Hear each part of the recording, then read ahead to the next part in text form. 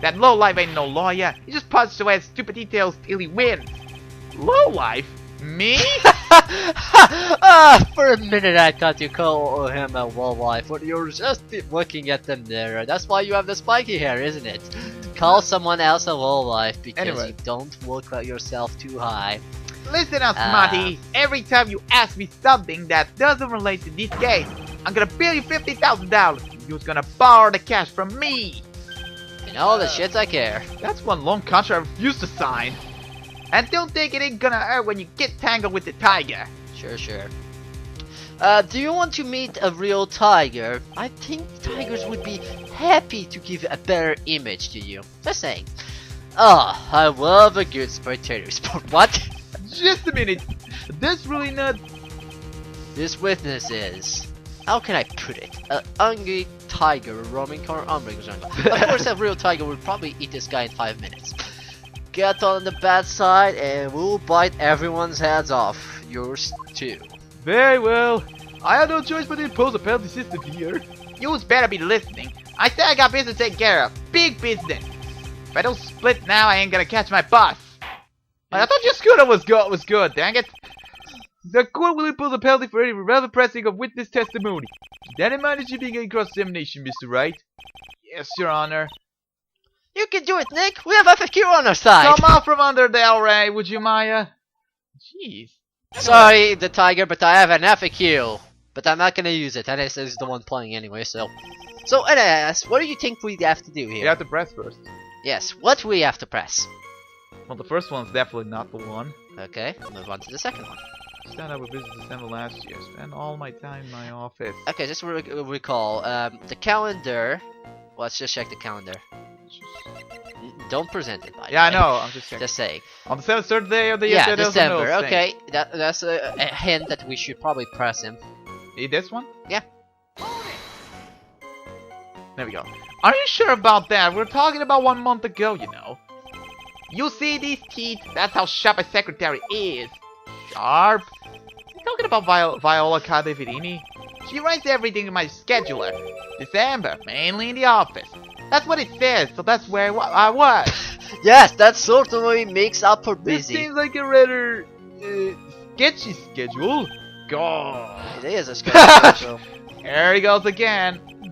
But the tiger did all December isn't the issue. Oh, by the way, you should report is what he was doing on the day of the murder. To recall what they said before, you probably shouldn't really press anything besides this.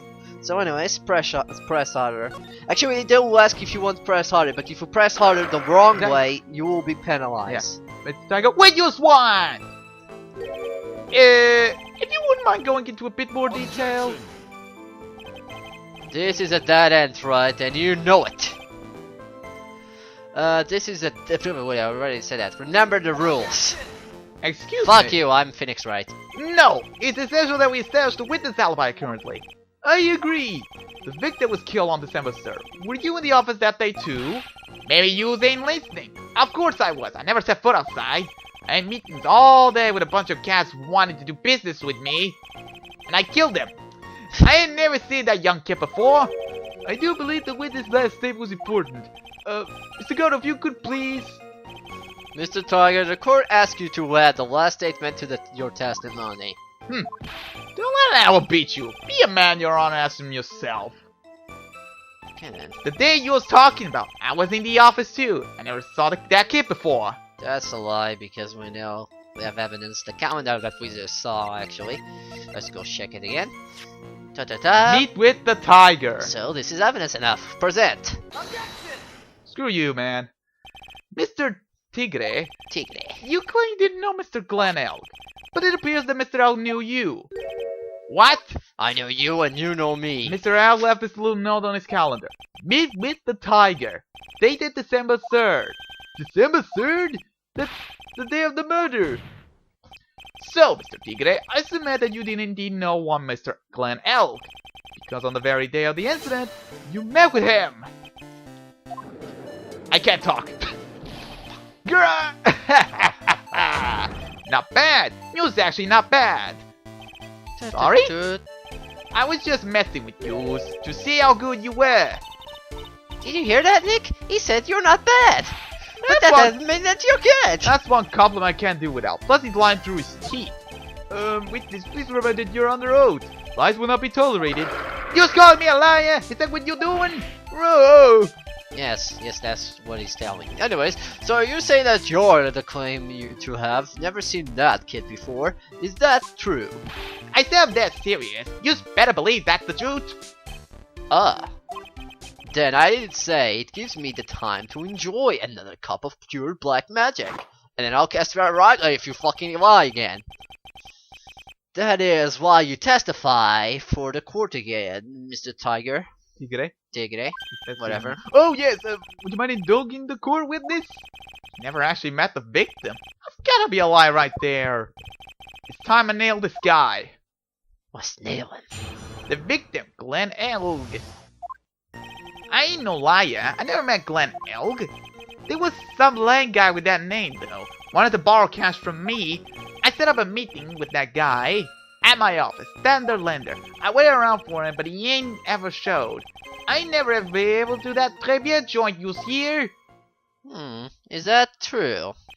I see. That all seems perfectly logical. You had arranged to meet with the victim, but he didn't show up. I've heard pretty hard to keep appointments when you're dead. Very well. You may begin cross-examination, Mr. Wright. Yes, Your Honor. Didn't I tell you I got a big deal going down today? I ain't gonna make my bus now. I'm gonna have to take the express train. The bill's going straight to you, right? No, your bill is going straight to the prison. The vinegar now. We obviously gotta press the last statement. No. Oh. You don't press the last statement. Let's go to the last statement though. We don't press it, but we gotta do it anyways. No, we're not gonna press it. We gotta present. Yes. Yes, that's what I meant. Ugh. That's what I was saying. Anyways, he said that he'd never been into. But he's been there because Maggie saw him. That is not proof enough, however. But we did find evidence that proves that he was there at least once. So let's go. Continue. No, not this one. No. Continue. And there we go. The matches. Oh, the matches. Not that. Wait, the matches over here. Match Très used bien for matches. advertising, found lying, then the lender, and therefore très bien. Yep. So that means present. Yep. Mr. Tigre, is there something you'd like to tell the court about these matches? Matches? What you're talking about? We found them in your office at Tender Lender. They're from that restaurant. If you've really never been to Très Bien before, what was the book of the restaurant's matches doing on your desk? You've been snooping around my stuff now too, wise guy? Yes. What are you, my ball and chain? Ain't no bro controlling me. Sure. Order! Well, witness, I think it's time you started telling us the truth, don't you? Grah! Sorry, I'm terribly sorry, forgive me. I ain't no pussycat. I don't go back on that. Sure you're not. But okay, I was at that joint that day. What? But listen good, alright? I may have been there, but I still never met that kid. Huh. Well. Looks like a order just came to another testimony. Jeez, testimony after testimony. I'm this close to proving it was him. He did meet Glenn L that day. He did put poison in his coffee. He must have. Très bien. Yeah. I was supposed to meet the kid at the restaurant that afternoon. When I opened the door to the joint, I saw one ugly scene. The guy was laid out over the table stiff as concrete. I figured if the place wasn't hot already, it was gonna be, so I split. I heard the cop sirens on my way out, and I went straight back to my office. Huh. I see. You didn't actually meet with him in the end, then. Well, Mr. Wright, you cross-examination, please. Yes, Your Honor. Okay. Hold it! If I wait around here any longer, I ain't even gonna make the normal express. No more stupid questions. No problem. And it right presses you on something irrelevant, I'll see he pays the penalty. Mr. Godo, that's my job! Your job is to slam the little hammer of yours and call the guilty verdict. So do it! Yes, sir! A special express ain't cheap, right? Just so you know, since you're paying. Oh man, doesn't the rule law mean anything around here? No. Oh boy. Oh, this is gonna be fun now. Okay. There was something that bugged me in the third statement. The guy went off the table. Stiff as concrete. What does that mean? He was dead. Okay. Stiff as concrete means it was not moving. Okay, that makes sense. Anyways, what we have to do here is actually, surprisingly, we have to press. No, actually no. We probably don't need to press, but we can show the Trevian floor plans. On this one? Yeah. Alright. Because he was there. Yeah. You're something of a lone collective pro, aren't you, Mr. Tigre? No one escapes the tiger's clutches. Well, I'm something of a lie detecting pro. And no one escapes the phoenix's clutches. Huh. I think it's time we got something straight. What's this, right? A new line of revealing and questioning. These are the floor plans of the crime scene. You say you were standing at the entrance, Mr. Tigre? From there, your field of vision would have covered an area something like this. Indeed, the witness would have had a clear view of the victim's seat. Isn't that what I just said? I saw the back of the kid's head. Unfortunately for you, that is not possible. If the court would think back, you'll remember that between each of the tables is a tall partition. Ta-ta-ta. Wait, that's true. Now look at the plans again. The truth is painfully obvious. From the entrance, the field of vision of any custom walking in ends here. On Dun the dun wall. dun! He's sweating! Ooh, that's a new pose. It looks good on you. So from the entrance of Trevian, you couldn't have seen the victim's seat. But you did see the victim that day, because you met with him. Yeah! Coffee shop. Coffee shop. Wrong! Have you forgotten the old man's testimony yesterday? The victim was the one at his table. Bullshit! No. But the defense just proved that point to be moot, meaning a lie. The victim witnessed by Mr. Kudo was not Glenn L, but a fake.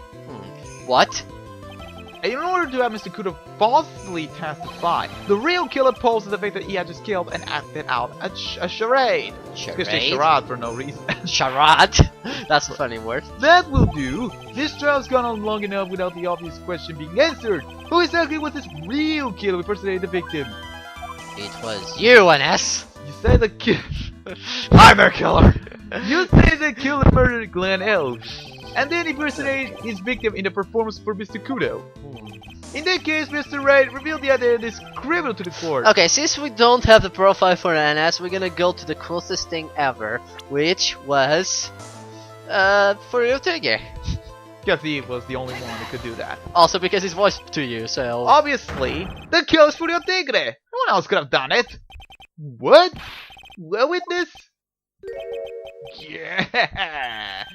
Now that's cute. You think you can pin this on the tiger? yes. Maybe you don't understand. The tiger is king of the jungle. So I dare you to say it again. Come on, you got the guts. I'm pretty sure it's the lion Me, that is the Mr. king of the jungle. Tiger. It's the defense. Go on and tell the witness was right, and you're right. It is Tarzan. Thank you. Sounds to me like it must be you, old man. You've got guts, I'll give you that. Mr. Wright, do not mean to handle this alone.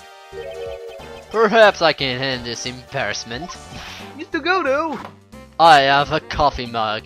Not many people would use a fucking seat, but I'll use a coffee mug. Let's just go back over Mr. Curtis one more time. Chop. The old man didn't see just the victim. Oh no no no! The serving girl brought him a cappuccino, but she put something in it. There's no question about it. She very conspicuously put some white powder in there. Was the victim he saw the real victim or not? That doesn't matter. The fact remains that he saw the accused poisoning into the coffee. Yes, Interesting. it was the waitress who poisoned the coffee. Objection, I said. Very impressive, Mr. Godo. Waiting for my answers to launch your attack. Ah.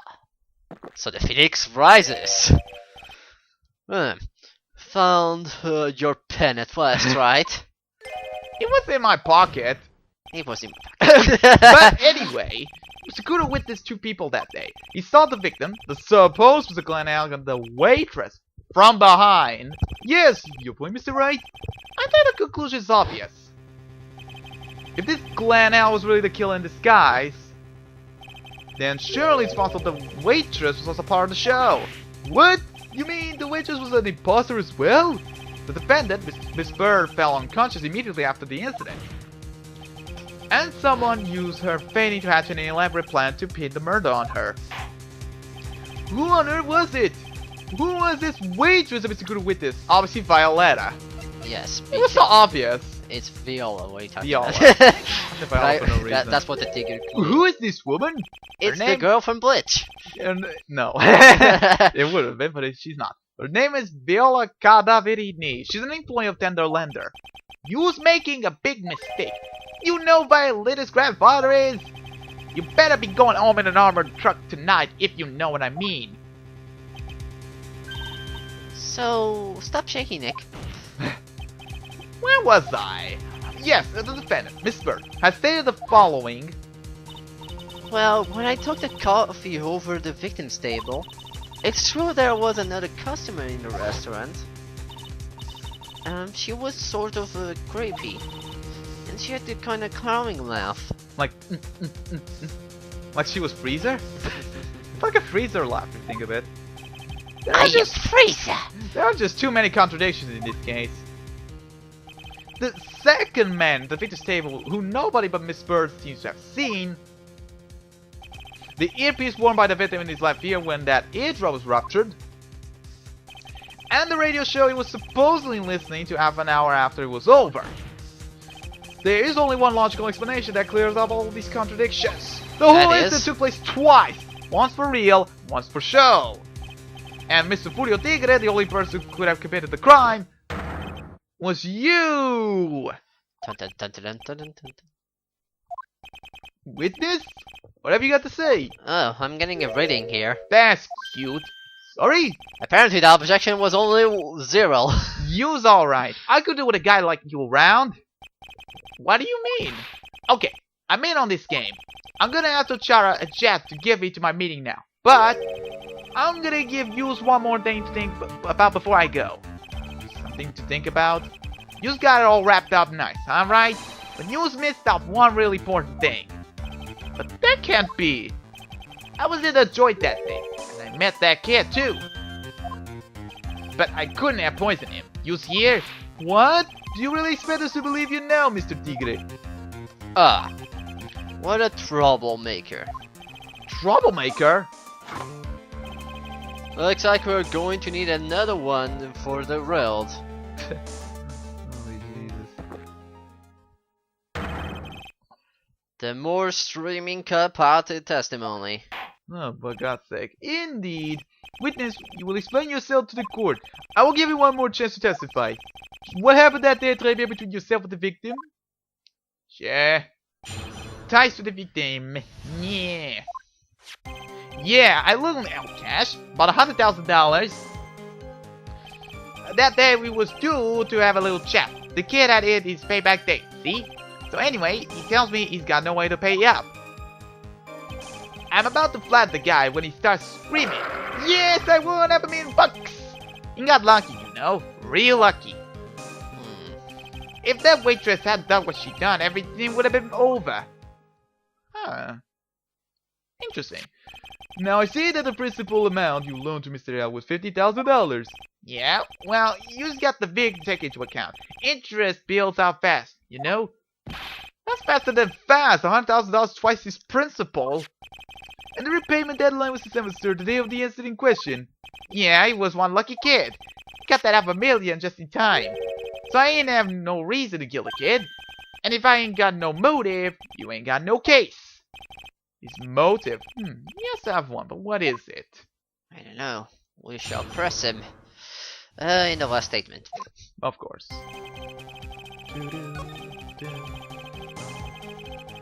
I am talking, you know. I can't have the voice right now.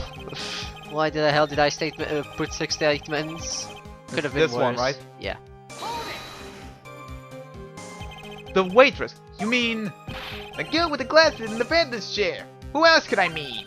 If she hadn't gotten in the way, things would have been bada bing, bada boom, over and done with. Maybe I should push a little on this. Let's see. Let's ask how things would have been. What do you mean things would have been over and done with? Are you all there or what? I'm talking about the cash. I was there to get my 100,000 bucks back. That's all. I'm a businessman. It was all coming together before that waitress got in the way. As far as I can tell from the witness testimony, other than recouping his loan, Mr. Tigger had no motive for killing the victim. That's a good point. Witness, you will amend your testimony to reflect what you just said. The tiger's motive, huh? I was after the $100,000. I didn't have no other reason to kill the guy. Unless you wanted the other thing that he would give you if he didn't win the lottery, and that would be the MC Bomber. Oh, right, because he created it. Yeah. Glenelg. And this would actually be millions of dollars, potentially worth millions of dollars on the black market, as we said once. We didn't say it. Anyways, let's go! Present! So you just intend to get back the $100,000 Mr. L owe you, correct? I owe the guy the cash, so that's my right. No, unfortunately for Mr. L, I don't believe the $100,000 is what you were after. Objection. Oh, come on. What are you getting at, right? What else would a moneylender be after other than money? Oh, the moneylender was after money. But money in a totally different league. The kind of money that a single disc like this would fetch. What is it? A computer virus, Your Honor. A virus called MC Bomber. A computer virus? What does one of those do? Computer virus is a program that wreaks havoc on the inside of a computer. A computer? What does one of those do? I guess the Year 2080, everyone! I guess the beard is the only part of his honor that is from the Stone Age. I'll explain it to you later, Your Honor. Right now, this is the important point. A virus like MC Bomb would be worth several $1 million on the black market. Several $1 million? Landing money with no hope of ever seeing repayment would normally be bad for business. But in this case, the very fact that Glenelg had no way to repay the money is crucial. What? Glenelg was a programmer, a highly skilled programmer. That skill was the collateral Mr. L put up in order to borrow the money. Objection. Objection, I say. You're trying to suggest the witness motive was to get a hold of that program? Exactly. Then if you don't mind. The witness may have a poor fashion sense, but he is by no means an idiot, right? Yes. A man like him could get his hands on $1 million without resorting to murder. Of course he could, provided that he had time. But what if he hadn't needed the money right then? When the pressure's on, the luxury of choice tends to disappear. It seems you have a logical conclusion for this theory, Mr. Wright. Would you care to share with us? Why did Mr. Tigger need money into the tune of $1 million? Where is it? The medical papers. No. No, it's not. Wait, yeah. Well, No, is yes, it's the medical papers. Oh! Aha! I got it! Because he needs to pay $1 million. Yeah, and he needed that money. Pretty much. Huh, for some reason I thought it was. Yeah, And it it was. In December last year, you found yourself in need of a huge amount of money. About 6 months ago, you were involved in a traffic accident, weren't you? An accident involving a car and a scooter in which a young woman was injured. She was taken to the hospital where she underwent surgery. Where did you get all this info? These medical papers document the treatment of the young woman in question. According to these, her operation cost $1 million. Payment for these expenses was due in December last year. It was paid in full. $1 million? Preposterous sum. Someone should sue these HMOs. No one would pay a bill like that. If the medical association got the wind of the hospital, we would end up in that morgue. But Mr. Tigre had no choice but to pay, because his very life depended on it.